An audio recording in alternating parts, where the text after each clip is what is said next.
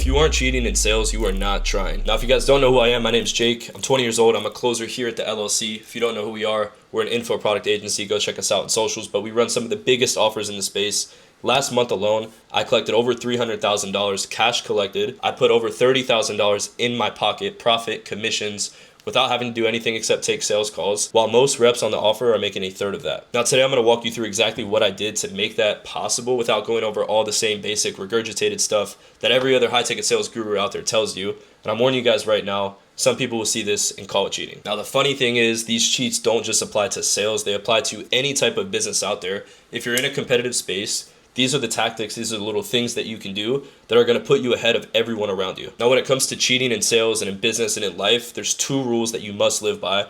Number one, you can't lie. And number two, you can't screw anyone over.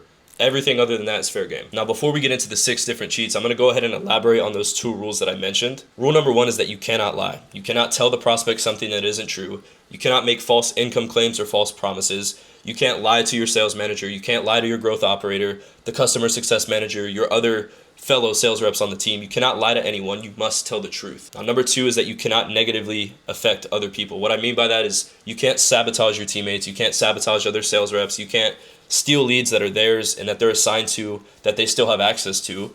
What you're actually doing is you're picking up all the lowest hanging fruit and all the slack and basically taking care of what's been abandoned. Now, everything other than those 2 points is completely fair game, and that's how you separate yourself as a sales rep. That's how you make $30,000 a month without doing more shit than other people. The big thing with sales is that you have to be selfish, especially when you're working in a business with other sales reps. At the end of the day, when you make commissions, you eat what you kill. There's no other way for you to make money. You have to collect money in order to make money. And so as long as you don't break those 2 rules, everything else is fair game, and you're pretty retarded if you don't maximize the opportunity that you have in front of you. For example, when I first got into sales, and even this year, I'm very, very clear and very, very congruent on my goals and why I do this.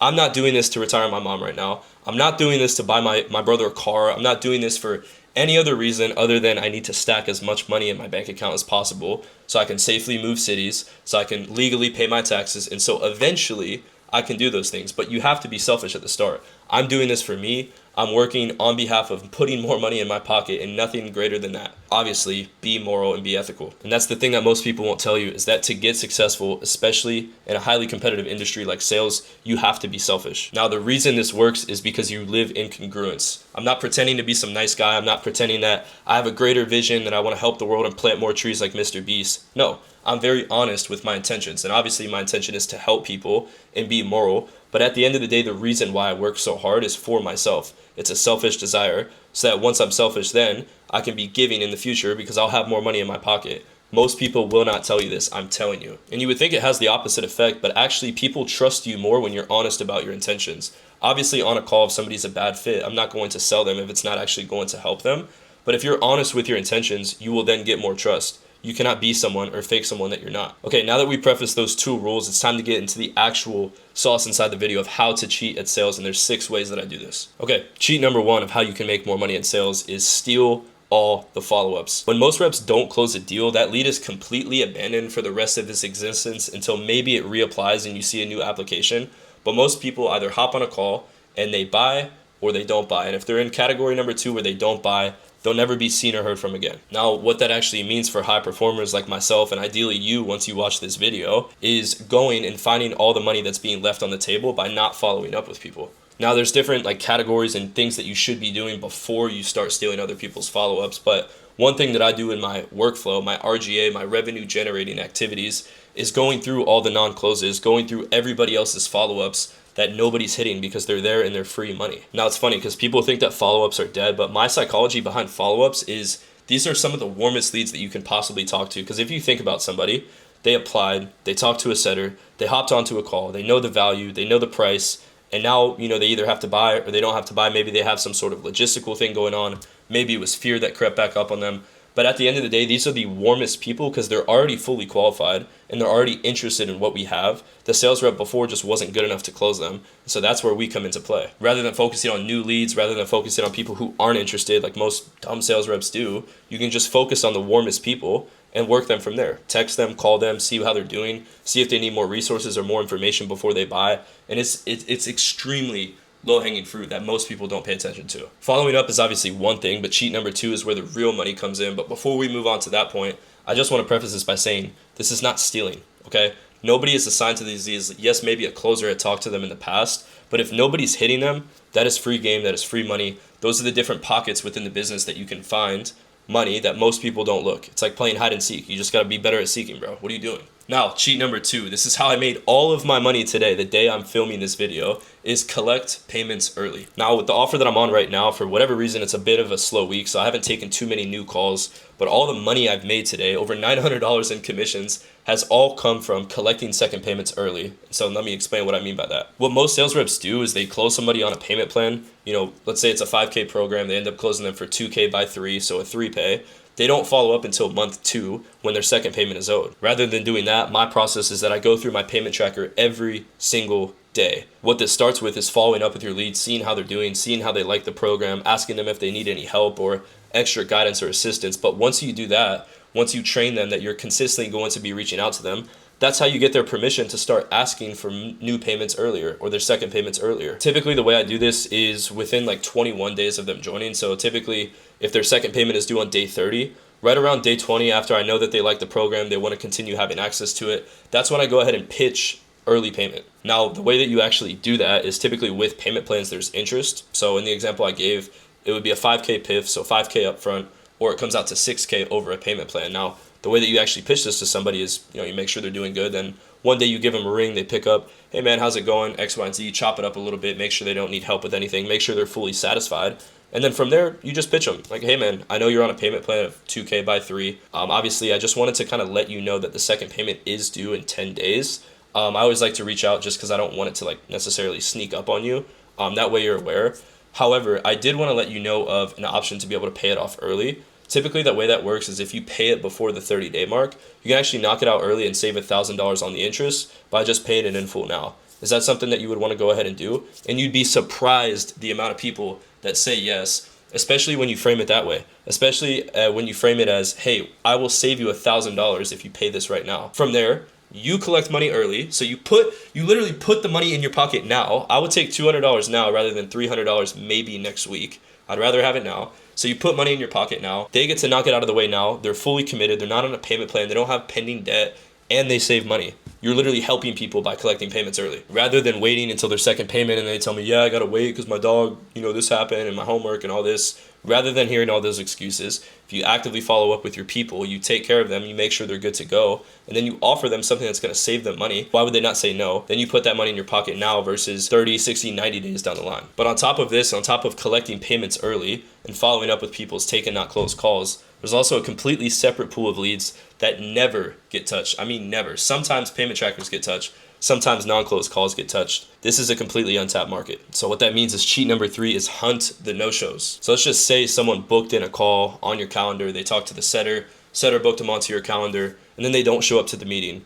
Most people put in the EOC, they check it off their list, and they go on with whatever the hell they were doing. Now, what I do differently in cases like this is, number one, anytime someone's booked onto my calendar, I typically reach out as soon as I see the booking. So the setter books them onto my calendar. They get the automations, they get the texts, they get the emails, etc.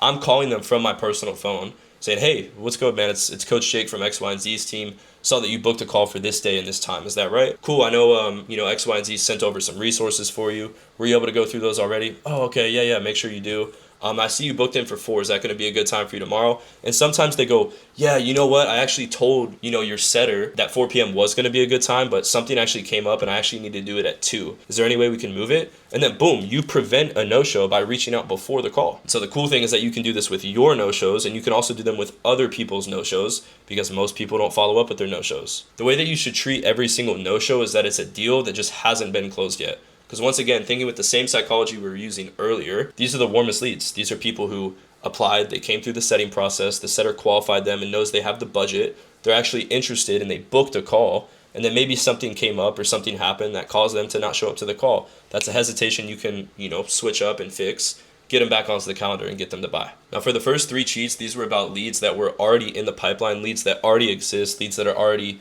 either contacted or talked to. Cheat number 4 is about creating your own opportunities within the business. And what cheat number 4 is never stop outbounding. Now the thing is, when there's no calls on my calendar, I'm doing everything in my possible power to get calls onto my calendar once I hit the first 3 rules. So once there's nobody else that's taken not closed, once there's no more no-shows, once there's nobody that I can collect early from, the next step in that process is going out there and finding leads to get onto your calendar. Now, if you think about life as a closer, really there's one way that you make money, right? Which is you talk to somebody and they give you money. And so if the first 3 cheats are done, you've exhausted them, there's nothing else to do, the only way to go out there and make money is to talk to more people, become your own setter, become your own qualifier, and get people into your calendar. That way you can close them. What that looks like is going through all the new applications, going through all the old applications, and literally doing everything in your power to find people who showed interest and have money and get into a sales conversation with them. Now, for some of the bigger offers that I sell, 10K packages, 20K packages, 30K packages, I don't even have a setter. I'm the one doing the entire sales process from application to close payment to contract to onboarding. I do everything. Where this separates me is most people wouldn't want to do that, and most people don't make as much money as I do. And that's exactly why. That's where the gaps are in the marketplace. So the cool thing is that it's not a skill issue, but if you can fix your work ethic and your workflow, you can easily put more money in your pocket without even getting better at sales, just having a better process. Now, there's a derogatory term that we use for reps that wait for calls on their calendar. They're called fat cat closers. They sit back, they wait for their bowl to get, put food in it. They wait for their manager to give them some calls. And if there's nothing in the bowl, they're not eating. And that's just a terrible way to get richer. Now, in order to execute cheat number 4, you have to know cheat number 5. And we'll get into exactly what that means now. Okay, cheat number 5 is quite the opposite of the last principle I talked about in cheat number 4. If one thing is being a fat cat, the opposite of being a fat cat, what we call it here in the LLC, is being a pot scraper. Now, yes, this could mean a few different things. This could mean that song by Boss Man D-Lo. This could mean your grandma scraping up the pot, getting whatever rice is left in the pot. Either way, a pot scraper goes out there and finds money at all costs. Now, this is the mindset that makes these cheats work, is that there is no money left on the table. There's a difference between optimization in sales and maximization in sales. And if you're still broke, if you don't have $100,000 in your bank account, if you're a new and aspiring sales rep, you should not be focused on optimizing. You shouldn't be worried about your health, your fitness, what time you wake up, X, Y, and Z. You should be worried about maximizing your output and doing as much shit as possible to put more money in your pocket. So once again, when I'm not on a live call, these are all the different things that I'm doing to go out there and find ways to put more money in my pocket. I take a call, I close them, or I don't close them. After that, I'm hitting my payment tracker. I'm seeing who owes me money, who I can collect money from early. From there, I'm waiting for the next call. If there's not a next call coming up, I'm going through no-shows. I'm going through other closers taken, not closed. And every second of my day, every second of my work day, every hour that I have open on my calendar is spent finding ways to make more money and put more money in my pocket. See, the difference in what separates me from other closers is that most people operate on one speed, which is they take calls, they close it or they don't close it, and then they wait for the next one. Meanwhile, I have 6 different things that I'm doing all at the same time, a million different things that I'm doing to find ways to make more money. Now, the reason I'm the number 1 closer at this company, the reason I'm so blessed to have this opportunity in the first place, isn't because I'm Jeremy Minor. It's not because I'm the best sales rep in the world, which, by the way, I'm pretty nasty on calls. I am really good at sales, but that's not what separates me. What separates me is my ability to find money that most people don't even think is there. Now, a bonus thing that helps this principle is having a team and a culture that is obsessed with pot scraping, obsessed with getting treacherous and finding ways to trench and find money. And if you can do that, you can throw a little bit of house music on in the background and go through the CRM and find every lead, find every dollar you could possibly find. Sales actually starts to become enjoyable, surprisingly enough. Now, I know I said there were 6 cheats. I fucked up. There's 5. However, those are the 5 cheats that I use at 20 years old to make over $30,000 a month the last 3 months in a row and be the top performer on my team, where most reps on the same exact offers as me make a third of that. And the cool part about this is, once again, you do not have to get better at sales. You don't have to invest into a mentorship.